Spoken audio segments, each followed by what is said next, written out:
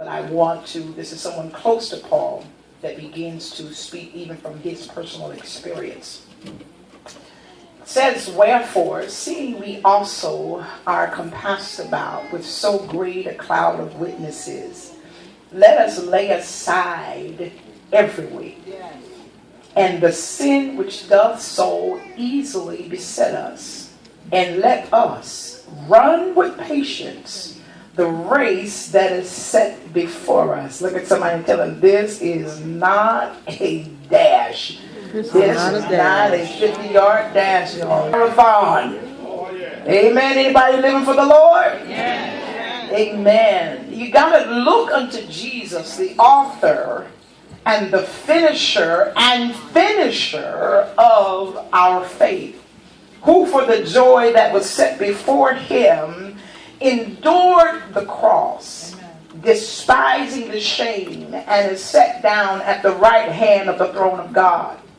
For consider him that he endured such contradictions of sinners against himself, lest ye be wearied and faint in your own minds. Consider him that endured such contradiction of sinners against himself, lest ye be wearied and faint in your minds.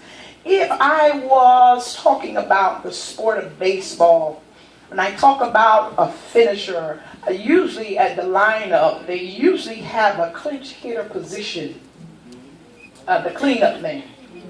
They usually have him positioned around the fourth batter because they hope to get everybody else on base. That's right. And when the main hitter gets up, they expect this hitter to bring everybody in. Everybody can't get that position on the lineup.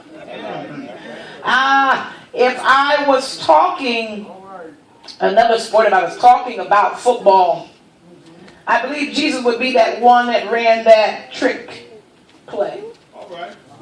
I used to watch my sons and watch games when you have one running back run one way and everybody think it's going this way, and they switch the ball off to somebody who comes back this way and runs and get the touchdown, throwing everybody off. Can I tell you, Jesus threw hell off? Yes, he did. Can I go right there and tell some of y'all that where in the world is Pastor going? Would you look at somebody down your road? Would you tell somebody down your road, he threw hell off? He threw hell off. God bless you, Mother Johnson. So good to see you here with us on the day. Amen. God bless you. We love you. Send word to tell you that we love you. But you got to understand that Jesus is a master strategist. And you got to understand he is intentional. Everything that has happened, he became like man so we can live like him. He became like man so that we might become like him. He stripped himself of the glory, put himself in a body, and walked this earth with not all of the privileges that he had. He left some of those privileges in heaven, but yet he showed us how to finish the thing. Yes, he did. You know, there's two kinds of people in the world. There are those that talk about it, and there are those that be about it. There are those who start a thing, and then there are those who finish.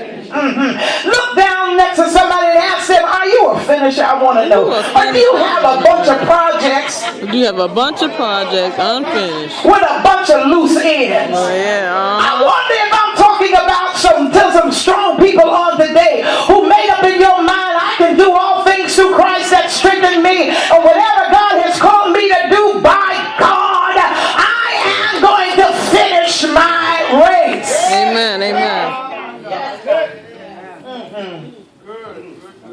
Jesus, the finisher.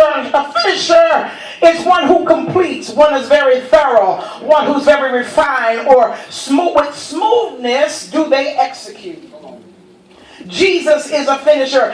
Many of us, if truth be told, I started a project. I've been trying to remodel my bedroom for about 2 months now. I have gone in my closet and cleaned it out 3 times. Got to go back in my closet and clean it out again. Have you ever started a project and in the middle of that thing got too big? Yep. Have you ever started cleaning? Said, I'm gonna go in here and spring clean, took everything out, and asked yourself, wow. Have you ever got in the middle of a project and said, you know what, I'm gonna come back to this. Shut the door. I'm gonna come back to this.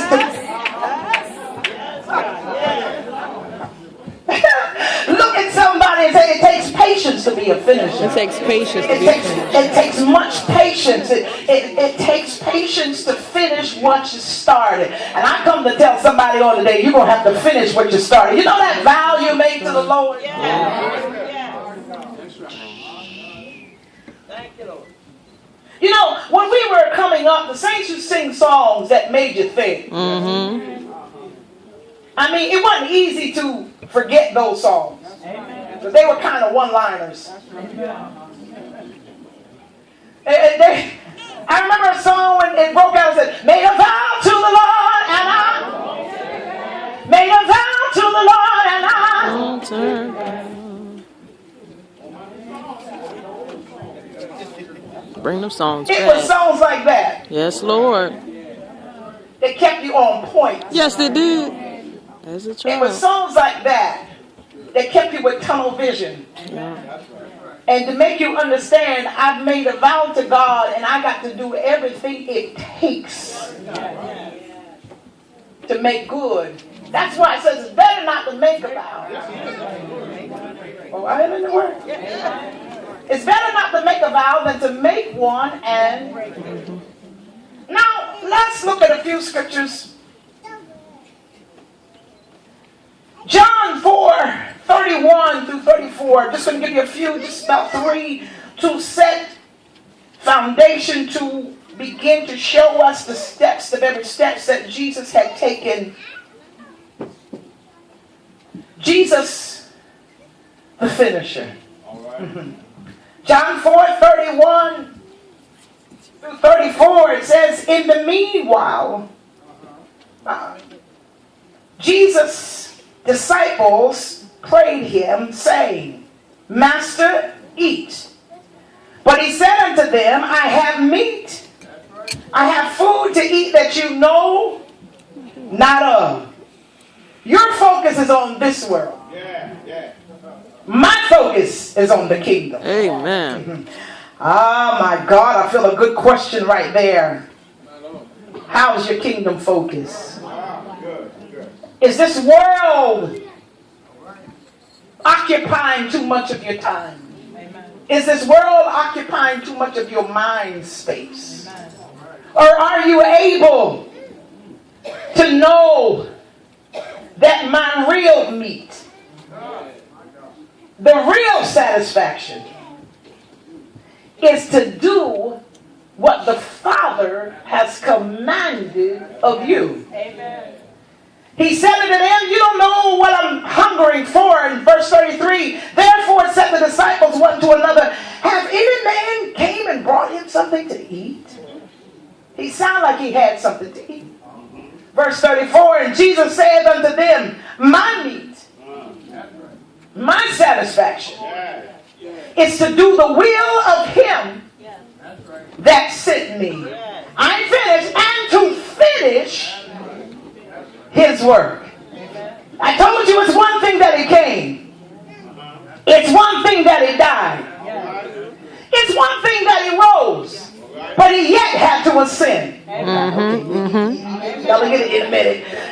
John 5:33 through 36 say, ye sent unto John, Jesus is talking, and he bare witness unto the truth. But I received not testimony from man.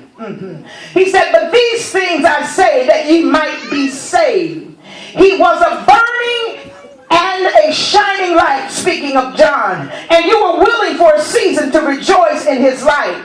But I have a greater witness than that of John.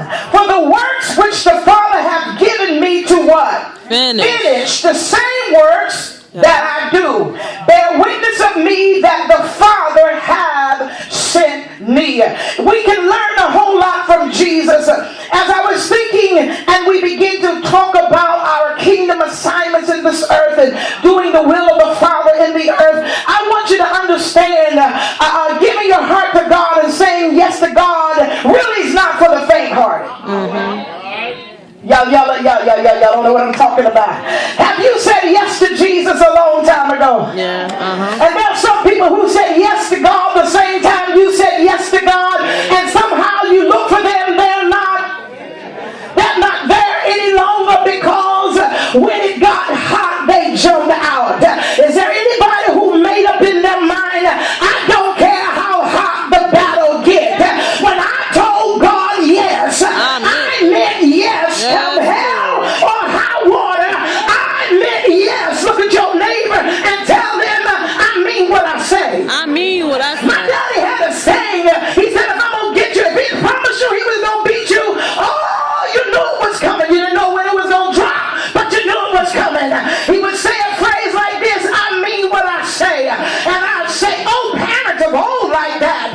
See, we don't say that no more because we really don't mean like, and our kids know it. We tell them, take out the trash or I'll put you out. They sit there and cross their legs. I told one of my daughters, you must have a clock that when I ask you to do something, that you automatically wait 10 minutes before you do it. There's got to be a clock inside of you. I just don't understand why you just can't jump to it when you're asked to do it. Y'all looking at me like I'm crazy, but the reason some of your children don't respect you is because they know you don't mean What you say. Have to be consistent. they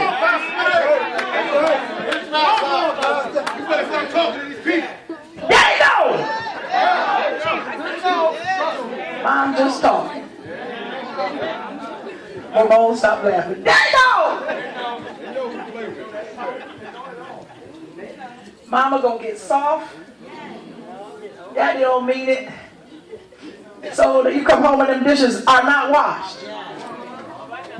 They know you're gonna find another punishment. They know you're gonna give them another chance.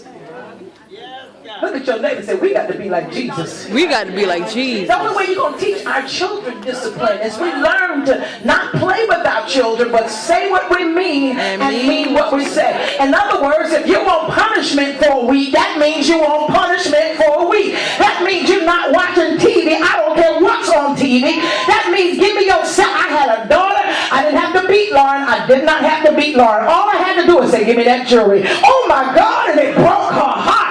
She was so vain. All I had to do was say, give me them diamonds and give me them gold. You thought I beat her.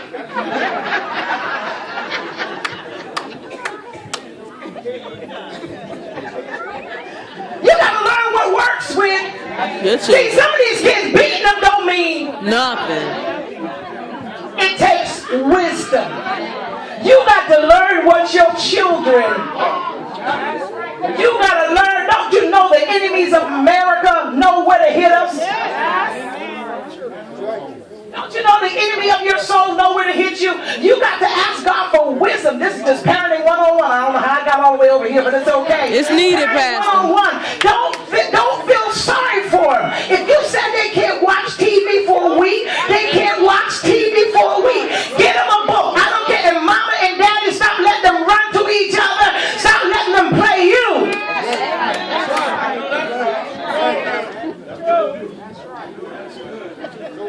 I have a granddaughter. She played me and her mama. And her grandpa. Karen tells her no, she comes running to grandma. If I tell her no, she go running to Papa.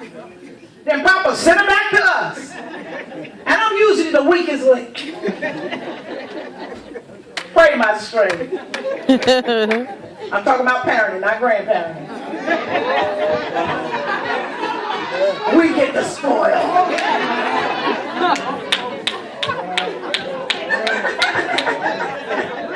No double standards here.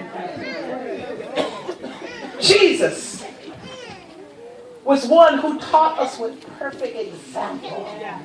He had a one-track mind. And that was a good thing. See, some of y'all got a one-track mind, and it's not a good thing. Because what's on your mind ain't good. Jesus had a one-track mind, and that was to finish the work of the Father. And guess what? As I go to the end, guess what we're supposed to be here doing? Finishing the what? Finishing the work. Finishing the work. We done got this thing twisted. Mm-hmm. We think we're in this earth to enjoy it. No, you're here to work. Amen. Look at somebody and tell them you're here to work and put a hard K on that. You in here to work. Work. We're here to do the will of the Father. I'm not here to impress anyone. Amen. But I'm here to make an impact. Hallelujah. So there'll be Sundays you're going to leave here not liking me too well. So I'm going to show up the next Sunday. You probably like me. You might like me by the next Sunday. But it doesn't matter because I'm not here to make friends. I'm not here to impress you. But I am here to tell you what thus saith the Lord. And he says you need to make up your mind to finish.